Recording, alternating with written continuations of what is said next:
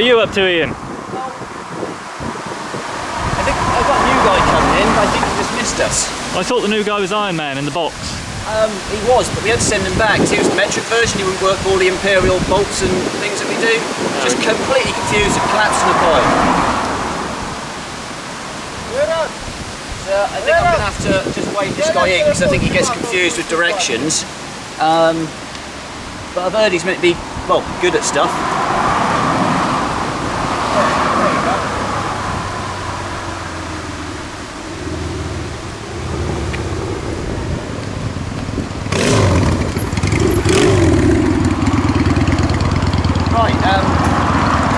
Well, that's him. Let's find out if it's any good, shall we? Show him around the workshop. Suppose we ought to. Yeah.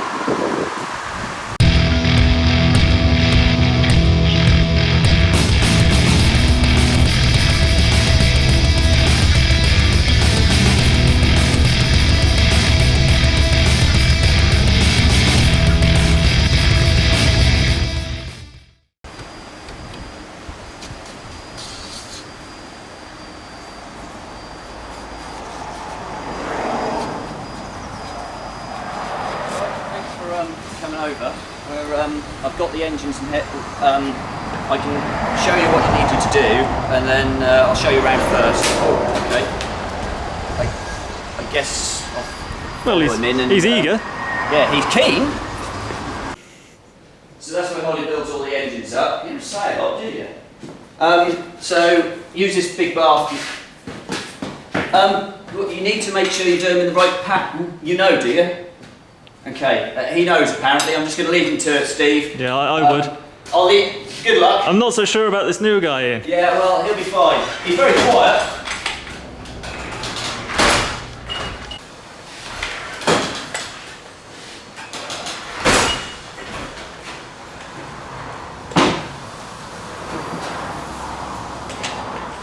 How you getting on? Going alright? Bloody hell. Right, in the workshop, Steve's got the 3.9 engine into the Defender 90 ragtop. All now bolted up to the bell housing. This is the engine we've previously seen built up. It's got the customer's original TorqueMax camshaft in, 'cause we only installed that last year. It's not done any mileage. We've checked it and the tappets over. They are still perfect, as we would expect. So we'll build this all up. Steve will fit all the ancillaries around here. The ignition system and ECU chip the customers already had last year, so that's all just going back on. We've also got a nice alley radiator to install in here that the customer supplied, so we'll get that fitted up. This guy's still doing this work. Don't take it off there, don't hit me with the bar again, alright?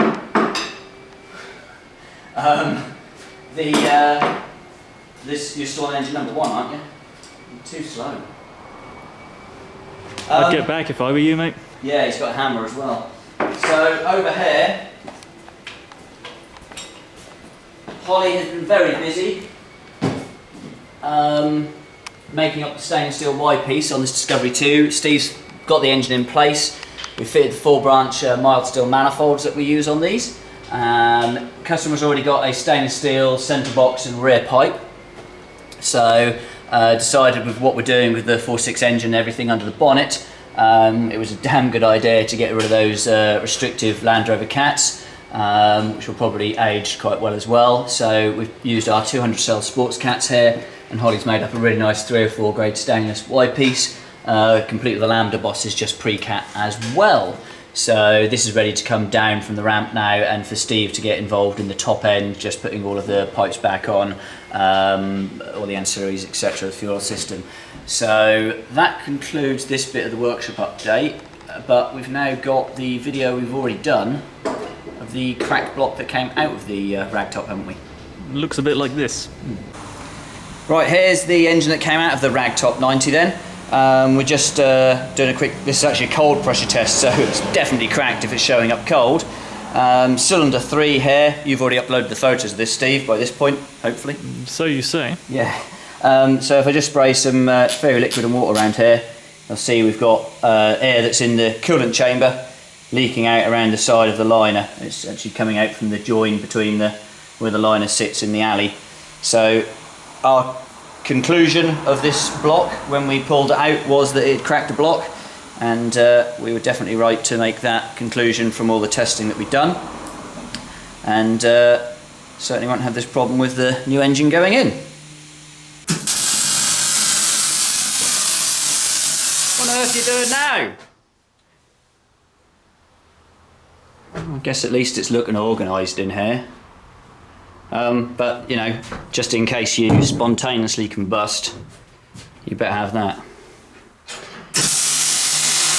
Oh, me to ask you, any idea where Catwoman is if she needs a job?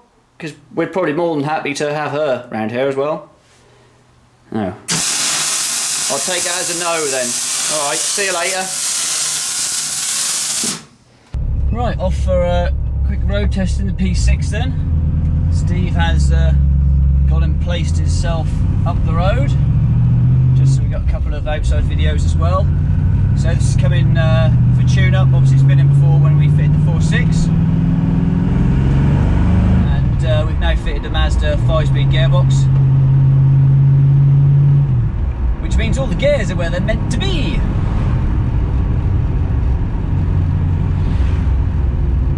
The pump that's running that you may or may not be able to hear is just for the air suspension setup.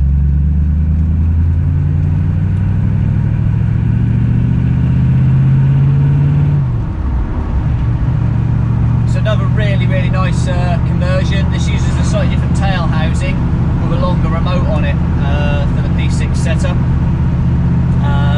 So it's a slightly different gearbox to what we use in the MG, but we now have all of the parts to be able to convert the Rover P6 to a Mazda 5-speed gearbox.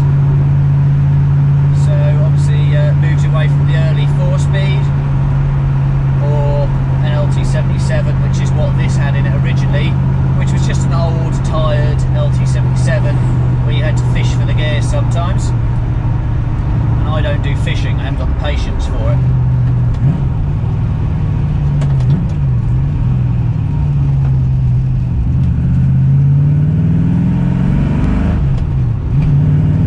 Changing now, and this is really nice. They're just exactly where they're all meant to be. There's 5 of them, 6th if you can reverse, and there's none of the nasty oh dear have I got first or reverse like there is in the LT77. I've been there before, although it was in my Land Rover with an LT77 gearbox, but it was the same with the 2-wheel drive versions. You just never really knew whether you were going to go forward or backwards off the traffic lights. The R380's obviously never suffered from that because reverse was under 5th, the same as the Mazda gearbox. Although the Mazda gearbox has got an extra little gate to get over, so reverse is a definite different position to even 5th gear.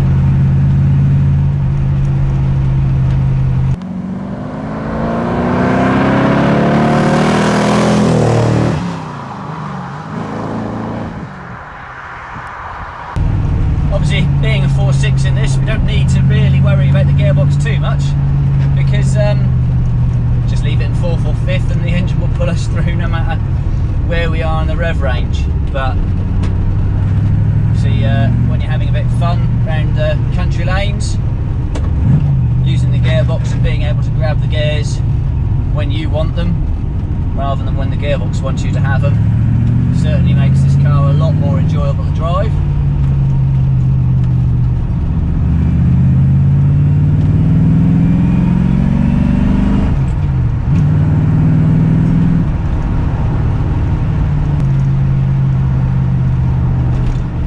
We are just going to do with this is send the speedo off for calibration.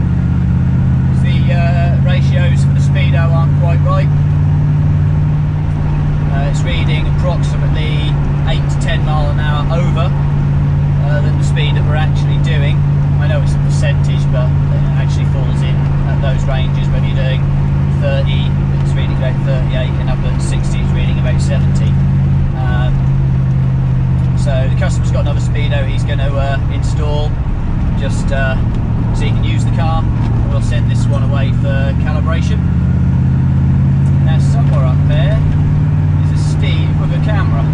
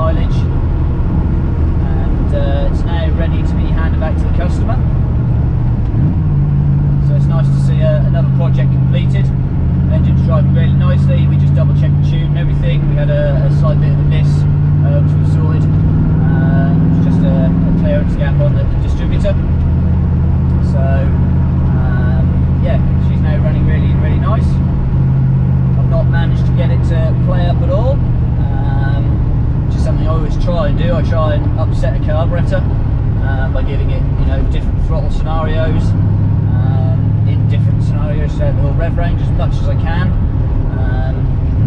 I had a Land Rover in earlier on today. I think Steve will be doing a Facebook post on it. And yeah, I had an issue under sudden acceleration, so we were really trying to upset that one. Keep sort of mashing the throttle pedal, just keep acting on that throttle pump to try and get it to play up, which once we'd cured the ignition faults that it had with a rogue coil, that sorted that out. So yeah, really happy with this car. Throttle response is great throughout the whole rev range, as they normally are when we set them up. Obviously fuel injection would be a bit of more refinement and that sort of thing. In terms of power output, normally on a carburetor to fuel injection you actually make the same power. Fuel injection is more about refinement and control under cruise and lower RPM scenarios where you're looking for that extra bit of efficiency. So yeah, carburetor can do everything power wise normally that a fuel injection engine would do. It's just you get better control of the fueling on a fuel injection system, obviously. We have actually done a P6 with fuel injection. It's a convertible one, and yeah, I forget what engine size that had in it now, but that was a really nice fuel injection conversion that we did on there, using a swirl pop with an inbuilt fuel pump at the back of the car, and then the hot wire injection system under the bonnet. So we'll get this car back to the workshop, get Steve to take the cameras out of it, make sure that they were recording, and then I'll give the customer a call and say she's ready to go. Engines then. Couple in here that haven't really changed for a few reasons. This one, customer's kit car. It's all done, customer's paid up, but he doesn't actually want the engine yet, he's not ready for it. We have this happen quite often where a customer's not ready for the engine, and we're more than happy to have it sat here on an engine stand. If customers come in, we can show them what we've built up, etc. Only becomes an issue really when we're really busy and run out of engine stands, which we sort of are at the moment, but it's fine. I think we're going to be sending it out in the next week or two. The MG engine for the Sebring Red MG that's in the workshop. Obviously we were waiting for a Mazda gearbox to come in for that, which it wasn't scheduled in for. And unfortunately then pre-booked work that we were meant to be doing after the engine install in the MG has now arrived on its date and is now being worked on. So we're now trying to find a window to slot the engine and gearbox install back into the MG Sebring. The Defender 90 trailer that's round the back, Its engine, I call it a COVID victim because it was put on hold just for a few months during COVID.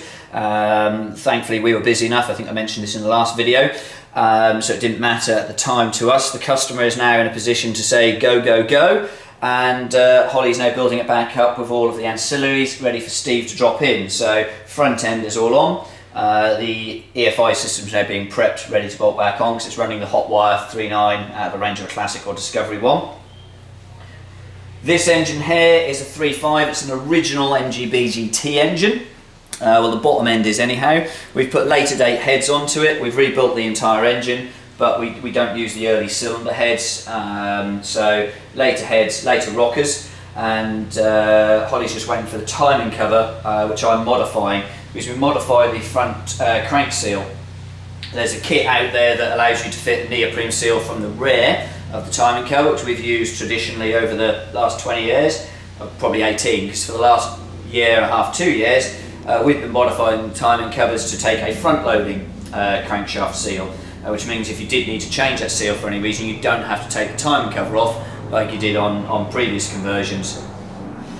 This engine here, I know lots about, because in the first take of this, I kept looking it up, didn't I? You did? Yeah, and you're not going to do that this time? I don't need to walk over there now. So this is a 3.9 stage 3 engine, Piper 285 camshaft, port-in intake manifold and trumpet base. I knew that bit without looking at the spec, I can see.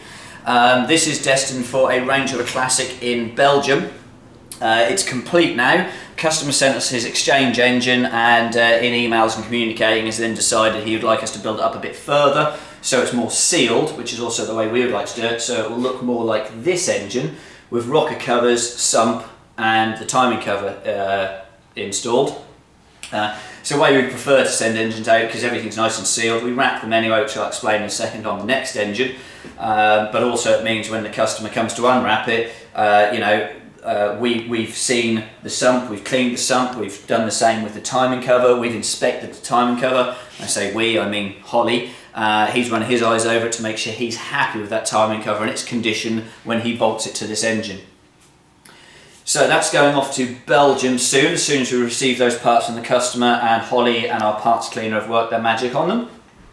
And then finally, we have this engine over here, which is a 4.6 bottom end with stage 3 cylinder heads and a Piper 270 camshaft, destined for Discovery 2. This customer has opted to have this sent out as a long engine. Question I get asked quite frequently. People think a long engine, not quite sure what it comes with. This is a long engine from us, so it's built up, the valve train's complete. However, it doesn't have rocker covers, it doesn't have a timing cover or a sump. We can obviously add those if customers want us to. We have stock of core material, but this customer, as several do, has opted for this. So we're actually holding Holly up at the moment because he wants to be packing this. This gets an engine bag over it, then shrink wrapped, and then it will be palletised. So we'd better get on. Yeah. Yeah. What's next? Not quite sure. We never quite plan it. Have you seen Batman recently? No, he's been very quiet. He doesn't seem to be getting on too well at the moment. I mean, the racking over there is okay, but I better go and find him, really. I reckon so. Pass me the camera. Okay. And I'll go get him. Or find him. Try somewhere dark. What's he playing at? He's not going to be in that. What are you playing at, man? You ain't meant to be playing in cars. We've got engines to strip, shelving to do. I mean, come on! Wouldn't got this problem with Iron Man. You're going to have to do something about that Batman. Don't know what to do, mate. Well, he's a menace. We need someone here doing some of the stuff, so I'll worry about that later. Apparently the engine's in it. And it runs, because Steve took it home last night and put some miles on it, so... Well, you might have pushed it. We could have, let's see. That's definitely in and running. Let's have a quick look. Here she be. So, as previously discussed, 3.9 bottom end, stage 3 cylinder heads, and Piper Torque Max camshaft. Bit of a different setup to normal for us. The customer already had the Piper camshaft installed in the previous 3.9 engine. They'd only done somewhere between 700 and 1,000 miles, then it's block let go. Mic'd up the camshaft, everything's spot on, tappets are perfect, so we've reused them. Customer wanted a little bit more from the engine, so obviously putting the stage 3 cylinder heads on with fully ported and larger intake and exhaust valves just allow that engine to breathe far better. So I'm actually really looking forward to driving this. So I reckon we'll go do that bit. Off you go then. Oh yeah, you can't come with me, can you? I'm not allowed in. Not allowed in. You can sit in the boot. I could. There aren't any seats back there then. No, okay. Right. I'll see you later then. See you in a little while. Don't lose the cameras. No, are they recording yet? No, not yet. Right, you better do that bit then, because I'll mess them up. Press all the buttons and do the bits I'll get wrong, because I'll turn them upside down or something. Oh, I've already sorted that out for you. It's foolproof. Even I can do it.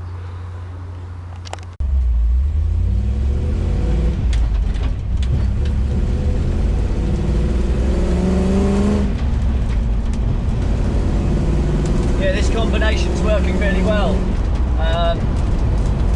It's not a normal setup that we would put out there at stage 3, 3.9 with a Torque Max camshaft. Normally you'd spec the camshaft a bit higher. We started doing quite a lot of stage 3 heads with 270 camshaft, nice mid-range. And when discussing with this customer, he'd only had the Torque Max camshaft fitted at the same time as the ignition and EFI upgrades last year. The camshaft hasn't really done any work, so we decided to go for stage 3 heads as an upgrade over the 3.9 and retain the Torque Max cam. The theory suggests that obviously the extra airflow will produce more torque through the bottom end, and in practice it definitely does. It's driving really, really nicely. Got the feeling Steve's not done up the camera mount particularly tight, or it's just a poor quality camera mount, so we'll just give that a nip. Yeah, pleasantly surprised with how this is actually pulling. Made a really nice difference. So an engine is just a big air pump. The more air it can move, the more power it will produce. I mean power in terms of torque, because horsepower is just a calculation of torque and time. The more air you move, the more efficiently you move the air, that's important as well, the more torque you will produce.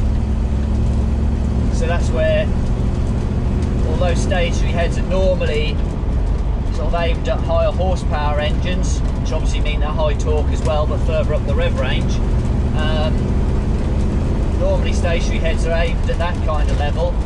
This combination really is working well for bottom end grunt, well, bottom to mid range grunt with this Torque Max cam.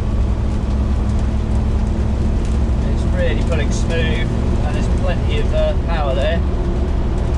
The reason this didn't go to 4.6, obviously the customer's budget didn't go to 4.6. You don't always need a 4.6 in a Defender. It's only a 90, it's a soft top. So the 3.9s in these do actually move them really, really nicely. And we do a lot of 3.9 or 4 litre engine builds for Defender 90s. You haven't got all of the weight of a 110 or worse to 130. So yeah, this is an engine capacity we do build for Defenders, but the stage 3 head option I think is one that I will offer to more people that do still want that bottom end power and aren't looking necessarily for top end. So I mentioned a minute ago about volumetric efficiency and how air moves through the engine. Lots of people think it's all about getting more air into the engine. Obviously that is a huge factor of it. If you go forced induction, you're increasing capacity of air, or density of air, but capacity as well. That's where our Merlin stage 4 heads come into play, because we're moving the valves over the cylinder more centrally, so we're actually introducing and evacuating the air centrally in the bore, which means it has a far better burn rate, because the spark plugs actually move more centrally as well, so things disperse more equally, whereas on the Rover heads the valves are down the lower end of the bore, which means you're restricted to valve size because of the curve of the cylinder wall, rather than being over the full diameter of it. But also you're introducing the air fuel mixture at the bottom, igniting it. That's got to work its way across the top of the piston and across the cylinder chamber and the cylinder head. and then it has to double back on itself and move back out through the exhaust valve. So having the valves in the centre is obviously more efficient. Having them either side so it kind of washes in and out is even more so efficient, which is why quad cam heads and everything really makes nice power. The volumetric efficiency of those at higher RPM is obviously far greater, but that's not an option on the Rover V8 engine. As lovely as it'd be, the Merlin heads do everything we ever asked of them. So I think we'll run this back to the workshop. Steve's going to put a few more miles on this now because I've got a couple of days booked off, although I'll probably be floating around the workshop at some point on my projects. And I'll give the customer a call and let him know his Land Rover is now incredibly happy, driving very, very well. Thanks for coming in. Obviously, you know you've come at the end of your 1 month sort of trial period. I'll be totally honest with you, there has been a few issues. Some you won't be aware of. We keep getting this bloke called Joker keep emailing in. He's not that funny, to be honest with you, otherwise we wouldn't mind. The Penguin keeps calling up, keeps asking random questions about 5-cylinder engines, not sure what that's all about. We've had your character reference back from Robin. That doesn't look promising, to be fair. And then moving on to the actual sort of your performance in the workshop and interaction with others. Obviously we've caught you sort of larking about a few times, which, you know, we all enjoy our work here. It's nice to get on with your colleagues and things, but it's sort of time wasting, you know, driving vehicles around. We're not particularly fond of that. Pushing staff around, myself in particular. Steve said you've thrown a spanner at him. Don't get me started on what Holly's told me about you, and I've had a letter of complaint from the fish. So I think all in all, it's going to be a no thanks for any more work from you. So on your bike. This is the bit where you leave. Whenever you're ready. Okay. I'm not quite sure what to do here, but if you sort of head that way, we'll see you around, I guess.